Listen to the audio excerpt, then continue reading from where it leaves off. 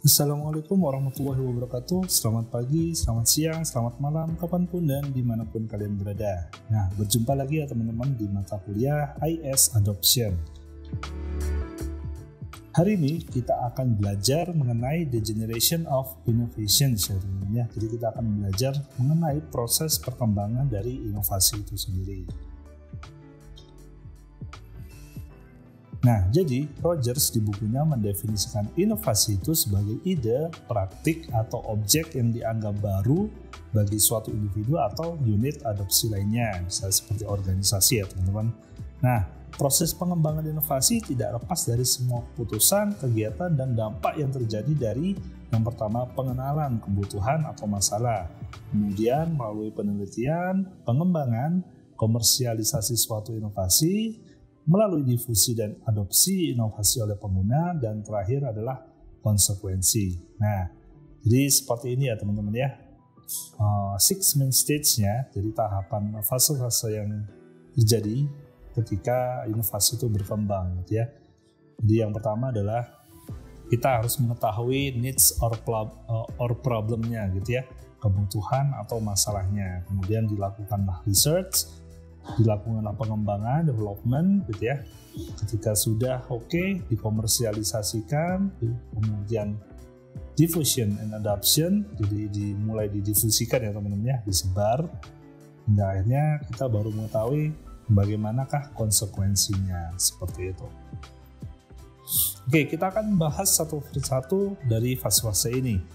Jadi yang pertama adalah recognizing a problem or need gitu ya. Jadi kita harus mengenal masalah atau kebutuhannya. Nah, dalam proses pengembangan inovasi ini langkah pertama adalah dimulai dengan mengenal masalah atau kebutuhan dari masyarakat gitu ya, atau orang atau organisasi gitu ya teman-teman ya. Nah, dengan adanya masalah atau kebutuhan, maka akan terjadi kegiatan-kegiatan penelitian dan kemudian akan berkembang dan menciptakan inovasi yang dimana itu untuk menyelesaikan masalah atau memenuhi kebutuhan tertentu gitu teman-teman ya.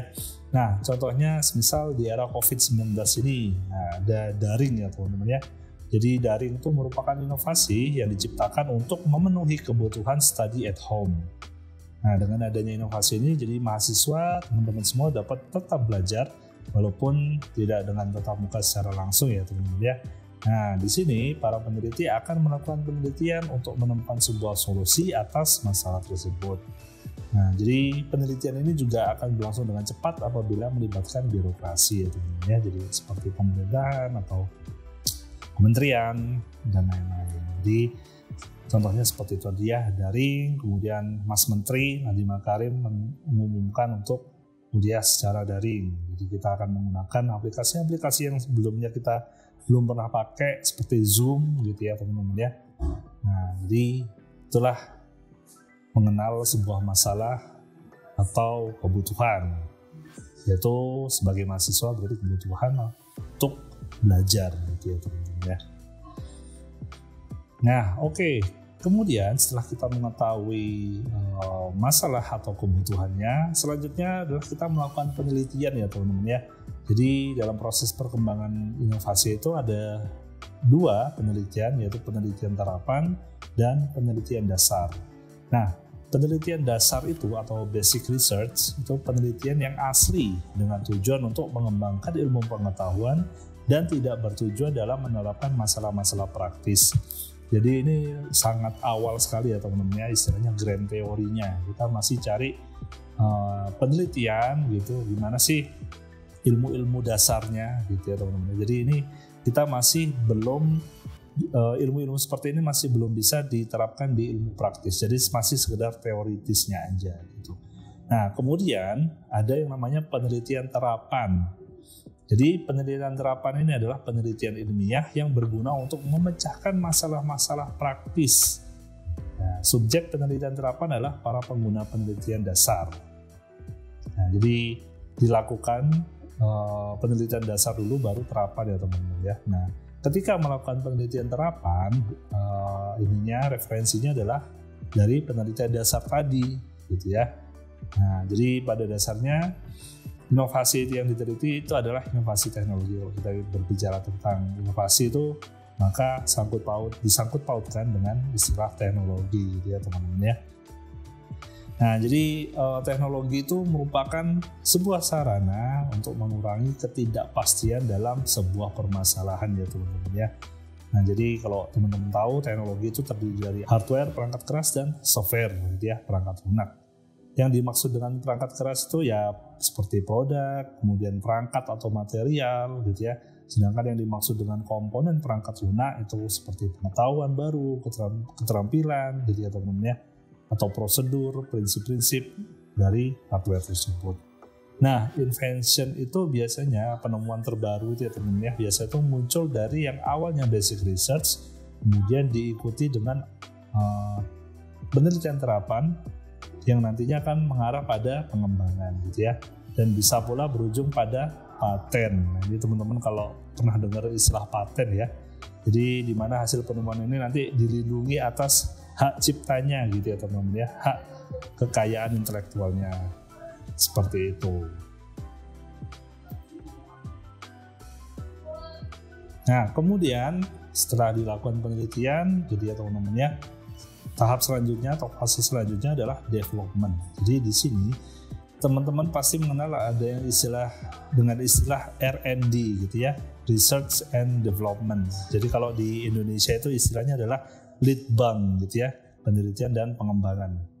Nah, jadi pengembangan ini akan selalu didasarkan pada penelitian ya teman-teman ya. Nah, dalam pelaksanaan proses pengembangan inovasi ini, pengembangan dan penelitian merupakan fase yang tidak sama ya teman-teman. Nah, kalau pengembangan suatu inovasi itu proses meletakkan ide baru dalam bentuk yang diharapkan dapat memenuhi kebutuhan calon pengadopsi. Nah, jadi kalau penelitian itu masih mentah ibaratnya teman-teman, masih raw, masih mentah. Sedangkan development ini udah dikasih bumbu-bumbu gitu ya, ibaratnya kalau kita sedang masak. Jadi atau mungkin kita sedang melakukan penelitian untuk membuat sebuah aplikasi gitu ya, jika di teknologi. Nah, development ini kita coding ya teman-teman, kita coding, kita upgrade gimana caranya supaya fitur-fitur itu bisa lebih banyak, lebih canggih. Nah, itu adalah tahap pengembangan. Seperti itu. Nah, ada 4 fase yang terjadi dalam pengembangan industri teknologi baru gitu ya teman-teman ya. Yang pertama ada innovation. Jadi innovation di sini adalah sebuah periode yang dimana ketidakpastiannya itu sangat tinggi ya teman-teman. Jadi masih nggak tahu ketika menciptakan sebuah inovasi itu masih nggak tahu ini barang berfungsi nggak sih, ini barang ini nembak ke pasaran nggak sih, ini barang bisa memecahkan masalah nggak sih, atau bisa memenuhi kebutuhan orang nggak sih gitu ya. Jadi ketidakpastiannya masih tinggi.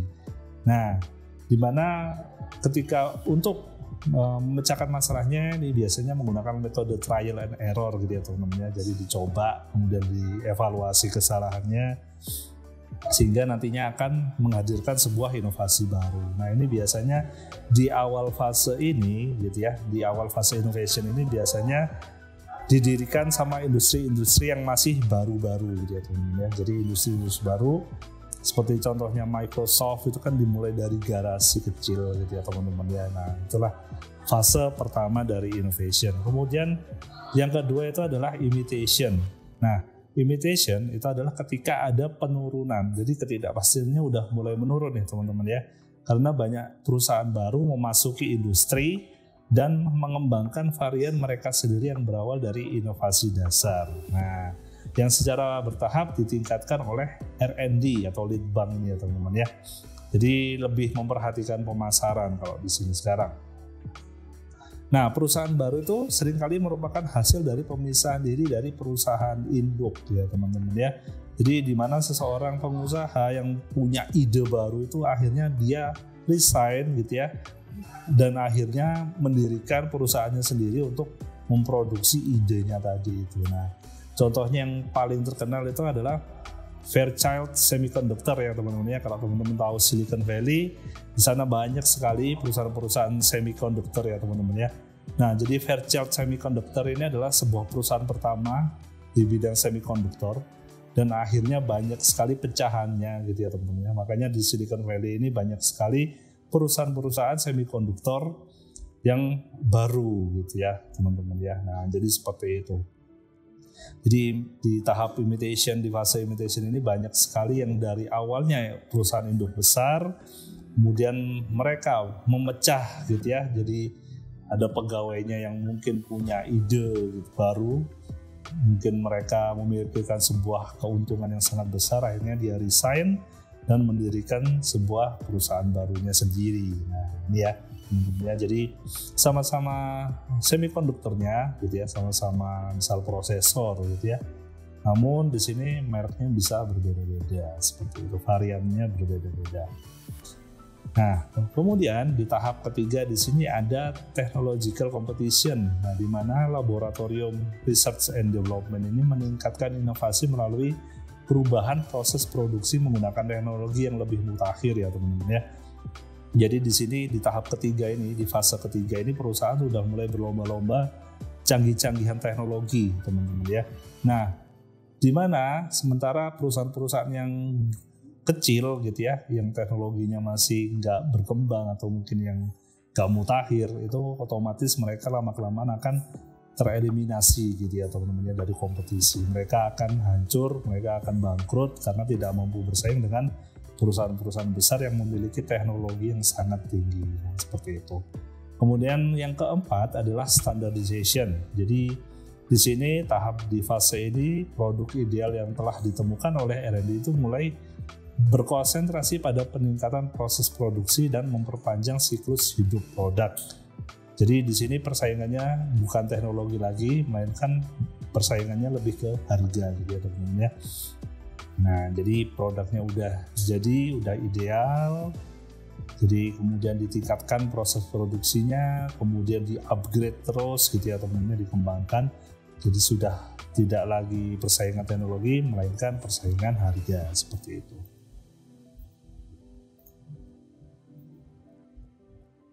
Nah, jadi saat industri ini bergerak dari fase innovation, kemudian ke imitation, ke technological competition, dan berakhir di standardization, jadi diharapkan di sini ketidakpastian pada inovasi itu akan berkurang ya teman-teman ya. Kemudian ukuran perusahaan akan meningkat otomatis, yang mungkin dari awalnya adalah garasi gitu ya teman-teman ya. Kemudian mereka berkembang hingga akhirnya menjadi perusahaan yang besar gitu. Nah, kemudian yang ketiga, fungsi R&D menjadi lebih formal pastinya ya. Kemudian yang keempat, pengaruh pemasaran pada R&D juga akan meningkat.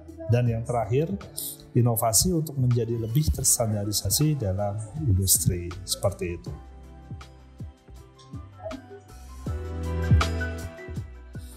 Nah, fase selanjutnya adalah commercialization ya teman-teman. Jadi komersialisasi ini adalah proses produksi, kemudian pabrikan, pengemasan, kemudian marketing dan pendistribusian suatu produk yang akan berakhir dengan terciptanya sebuah inovasi. Nah ini ya teman-teman ya, jadi sudah packaging ini adalah di tahap sini.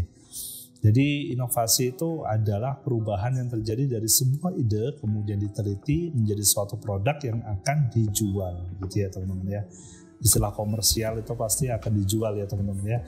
Nah, inovasi itu tidak selalu harus melalui proses penelitian dan pengembangan gitu ya teman-teman ya. Namun, apabila semisal muncul dari aksi dari seorang praktisi tertentu ketika menemukan adanya masalah yang terjadi dan akhirnya menciptakan sesuatu yang mampu menyelesaikan permasalahan, maka juga bisa disebut dengan inovasi. Jadi nggak harus dilakukan basic research dulu, kemudian penelitian terapan, pengembangan gitu ya, nggak harus seperti itu ya teman-teman ya. Apabila suatu saat ada seorang praktisi yang menemukan masalah, kemudian dia langsung membuat alat tanpa harus meneliti terlebih dahulu, kemudian alat itu mampu menyelesaikan masalah, itu juga bisa disebut dengan inovasi, seperti itu teman-teman. Nah, di tahap selanjutnya ada diffusion and adoption. Kita udah packaging tuh barang inovasi kita gitu ya teman-teman ya. Nah, dalam keseluruhan proses pengembangan inovasi, bagian yang terpenting adalah dimulainya difusi. Nah, teman-teman kan udah belajar ya difusi itu apa. Jadi difusi itu adalah proses penyebaran inovasi kepada para adopter yang potensial gitu ya teman-teman ya. Nah, di sini adopter itu menginginkan inovasi tersebut secepatnya terrealisasi dalam praktek atau dalam kehidupan mereka untuk mengatasi masalah atau memenuhi kebutuhan mereka gitu ya teman-teman ya.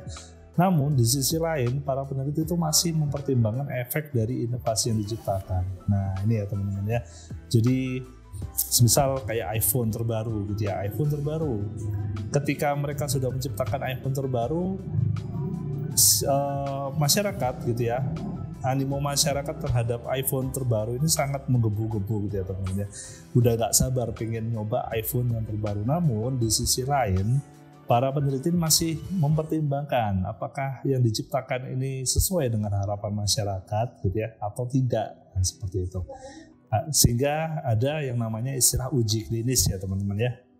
Di bukunya Rogers, jadi uji klinis ini eksperimen ilmiah yang dirancang untuk menentukan secara prospektif efek suatu inovasi dalam hal kemanjuran, kemudian keamanannya seperti apa, dan faktor-faktor lainnya. Nah, jadi tujuan dari uji klinis ini adalah untuk mengevaluasi efek dari suatu inovasi dalam kondisi kehidupan nyata gitu ya teman-teman ya.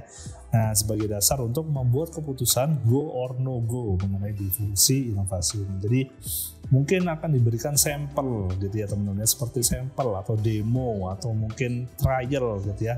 Kalau software itu biasanya ada trial. Nah, ini dicoba dievaluasi dulu beberapa gitu ya sebelum dirilis versi fullnya gitu ya. Jadi trialnya dicobain dulu ke masyarakat. Nah, ketika ternyata positif responnya, maka harus go gitu ya teman-teman ya. Difusinya harus disebar, inovasinya disebar. Namun apabila ternyata hasilnya responnya negatif, maka harus ada proses pengembangan lagi gitu ya teman-teman ya. Harus ada di penelitian kembali dan lain-lain seperti itu. Dan yang terakhir adalah consequences gitu ya teman-teman ya. Pasti ada yang namanya konsekuensi, di mana konsekuensi itu merupakan tahap terakhir dari siklus pengembangan inovasi. Nah, setiap inovasi yang diciptakan itu pasti ya teman-teman ya memiliki konsekuensi. Jadi mampukah inovasi tersebut mengatasi masalah, mampukah memenuhi kebutuhan para adopters gitu ya. Bahkan bisa jadi inovasi tersebut akan membentuk sebuah masalah atau kebutuhan baru ya teman-teman ya. Sehingga siklus pengembangan inovasi ini akan dimulai kembali dari awal. Nah, ini adalah konsekuensi. Jadi tiap inovasi baru pasti akan ada masalah baru gitu ya teman-teman ya. Contohnya misal Elon Musk gitu ya menciptakan mobil listrik. Nah, ketika mobil listrik ini dirilis, dimunculkan, pasti akan ada masalah baru. Nah, gimana nih mobil listrik ini gimana? Kan nggak pakai bensin gitu ya, jadi pakai listrik. Gimana ngecasnya? Nah, jadi akan ada masalah baru yang akan menimbulkan sebuah pertanyaan. Pakai listrik apa ini gitu ya? Masa ngecasnya pakai kabel dari rumah, nanti listriknya berseberapa mahal? Itu kan akan memunculkan masalah baru ya teman-teman. Nah, di sini akhirnya para peneliti akan menghadirkan sebuah charging khusus gitu mungkin ya teman-teman ya, charging khusus sehingga tidak terlalu menyedot banyak listrik yang bisa kita pakai dari listrik di rumah. Nah, seperti itu salah satu contohnya. Oke, mungkin hari ini seperti itu aja. Jika teman-teman ada pertanyaan, kalian bisa tanyakan di kolom komentar atau kalian bisa tanyakan juga di grup WhatsApp ya teman-teman ya. So, sampai berjumpa di pertemuan selanjutnya. Assalamualaikum warahmatullahi wabarakatuh.